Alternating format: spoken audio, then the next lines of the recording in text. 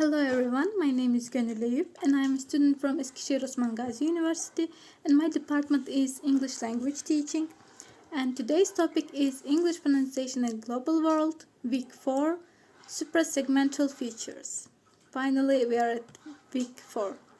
It was prepared by me. The subject, listening and pronunciation, and the lecturer is Muhammed Özgür Yaşar. So let's start.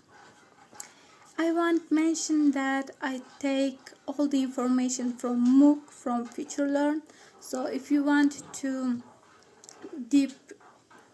deeply get into this week 4 or week 3 to previous weeks, vowels, consonants, you can go there, and find all the information you want. Then let's start with suprasegmental features. What is that? And what it do? It applies to larger stretches of speech than individual sounds. When we were speaking about vowels and consonants, they were individual sounds. But there, in suprasegmental features, we are speaking about a larger stretch of speech. Then we want to convey meaning in addition to the meaning denoted by words. So one word do not have only one meaning. Like that. So let's move on to the conveying additional meaning. It conveys to speech units like he had distressed me, scorned my nation, the same food. Lover or raising the voice. This suprasegmental feature is called pitch. For example, he had distressed me, I raise my voice. Scorn my nation, I also raise my voice. The same food, I lower my voice. So to lower and rising things, we call them pitch. Then we have linguistics, such as Collins and Mass. They said that these suprasegmental features divide into 4. They have 4 functions. The first one is focusing function, another one is discourse function, grammatical function, and attitudinal function. We will look at each of them. So let's start with focusing function. It highlights a word by pronouncing it louder with more breath and greater effort. We call it stress.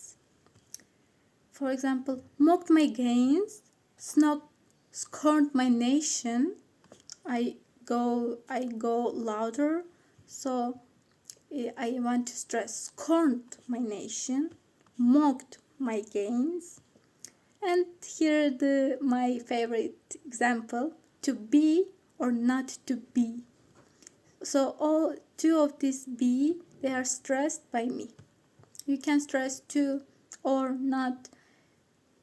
Any word that you want to be stressed, that you want to be mentioned actually. And then it can be used to contrast a word with another word. For example, did they celebrate your nation? No, they scorned my nation. With I stress the scorned to contrast the word celebrate. Now let's move on to another function, which is called attitudinal function. It shows the attitude of the speaker through the sentence that they utter. We can deliver a speech in a slow or fast rate to express or invoke a particular emotion, like excitement, boredom, or suspense. We call it tempo.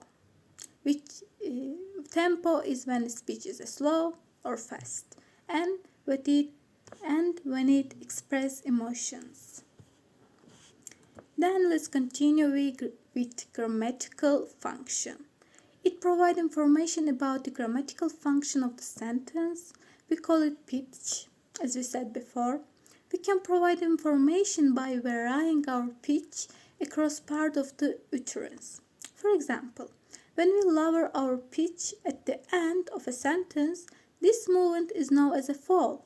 We make a statement. Yes, by this fall, we make a statement. He had distressed me. disgraced me. And again, he hath disgraced me. I lower my voice, so I show that this is a statement. But when we raise our pitch, raising information, by raising information, we ask a question. For example, if you poison us, do we not die? When I rise, it makes me curious. So I ask a question. Do we not die? And other examples like that.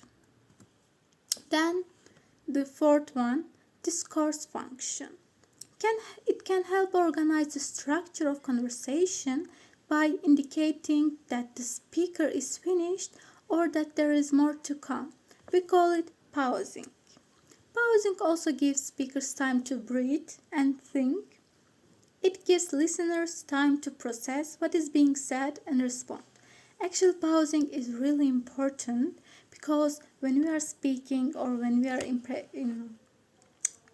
are giving some information, we want some time to breathe and to think what to say after another word.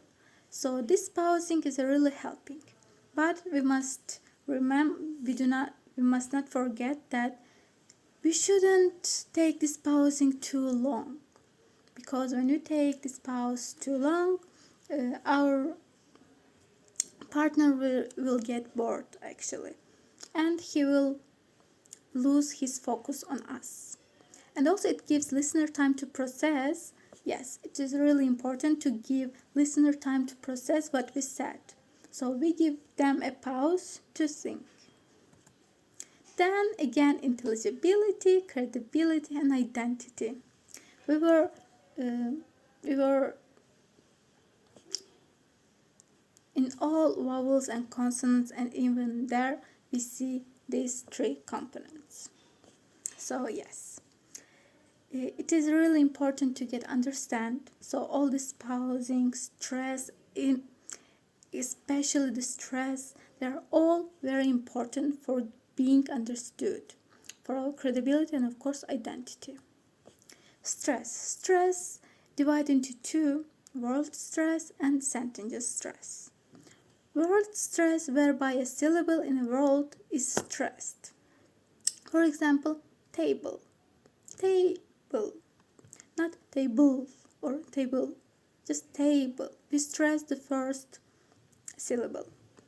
Then sentence stress, whereby a whole word is stressed in a sentence. So in word stress there was only one word, but in sentence there whole word. For example, I said, put the glass on the table. When I say table, I stress the whole word. Now let's move on to the other slide.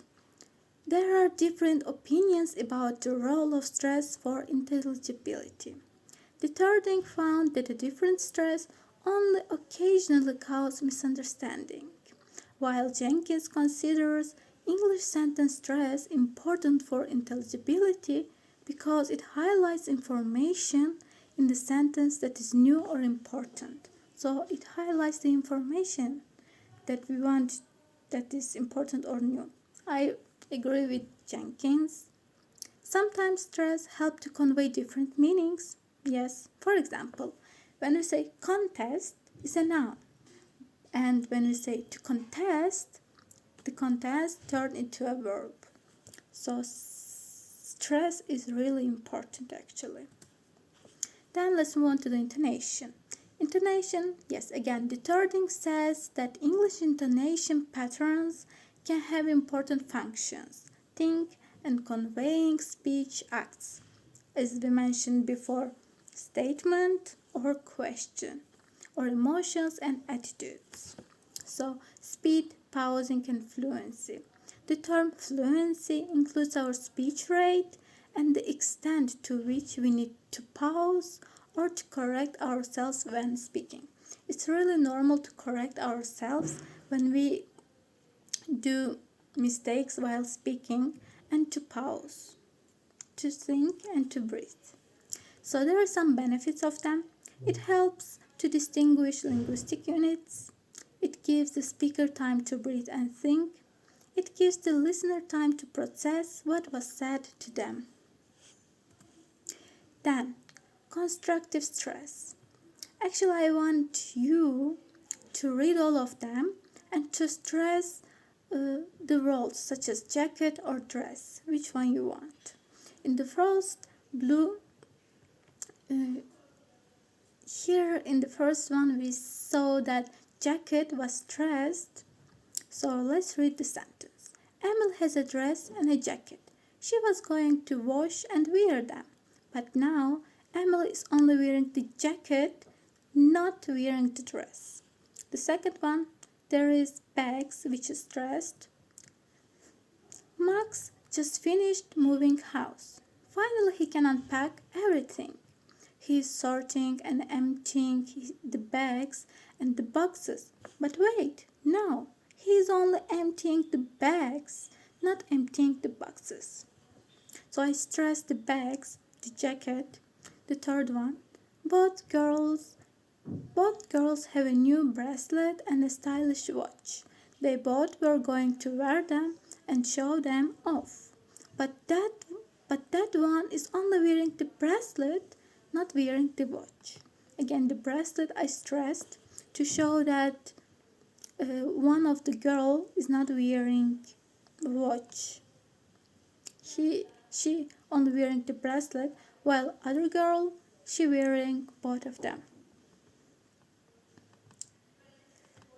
Then Derek was going to cook and eat the chicken and the potato. But not anymore. Derek is only cooking the chicken, not eating the chicken.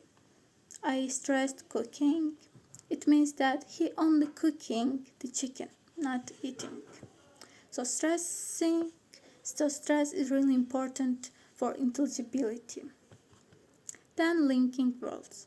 This phenomenon of linking is especially salient in phrases where one word ends in a consonant and the next word starts with a vowel. The phrase will be reanalyzed as if the consonant is a part of the second word. For example, let's see them. An egg, we read it a neck. Fall in. Give up, give up. An old dog, an old dog. Not at all, not at all. English native speakers link words to a high degree. Their speech frequently sounds more connected than the speech of speakers of the other languages. It's true because even in Turkish we also have this linking. Then let's practicing the fluency. Shadowing technique. It's a really important technique. It is a versatile exercise that helps develop several language-related skills simultaneously. It is especially useful for developing speech fluency in terms of sentence stress, speed, and rhythm. What is shadowing? It's when we repeat after the other ones. For example, when you watch movie, you can practice it. At first listen what the actress or actor says and then repeat it after them and shadow them. Then it is the end. Here is my comments. Stress is the thing that we use a lot in our life. Stress is one of the major helping tools for intelligibility. Thanks to them, we can convey the message clearly. And the second comment, we have this phenomenon of linking in our Turkish language. I think that thanks to this similarity, it will be easy for Turkish students to understand this pattern. I hope that it will be really informative for you. And thank you all for being with me in this English pronunciation in a global world MOOC. So if you want to add something, you can always add them from the comments. I will read them. So thank you a lot and see you next time. See you.